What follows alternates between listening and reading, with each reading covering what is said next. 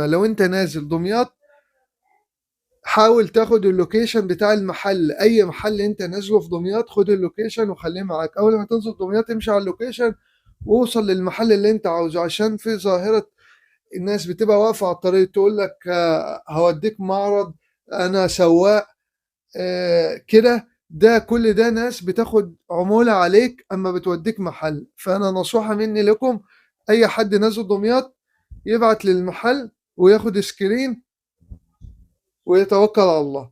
وخليكم معانا، معمول عليها الرخام، معمول الإضاءات، معمول الشغل على أعلى مستوى، معمول معاه قطع زيادة، معاه شوفونيرة جنب التسريح، معاه قطعة تانية إضافية.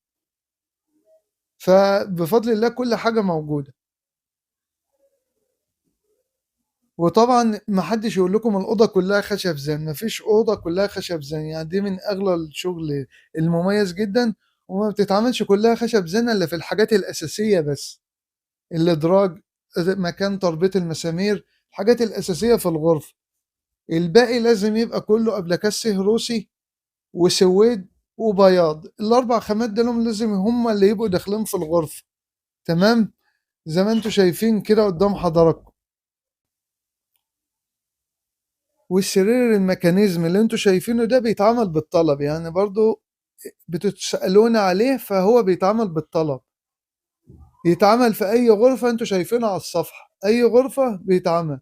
أجمل تحية لأجمل زبون اتعاملنا معاه، راجل محترم جدا. يعني هو تعب نفسه وعمل لنا فيديو بإيده ويشكر.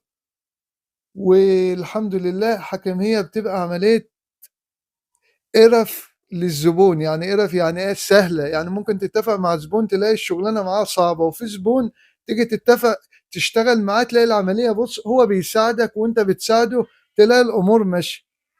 مش هي أهم حاجة تتعامل مع مصدر كويس، تساعدوا بعض هتلاقي العملية ماشية.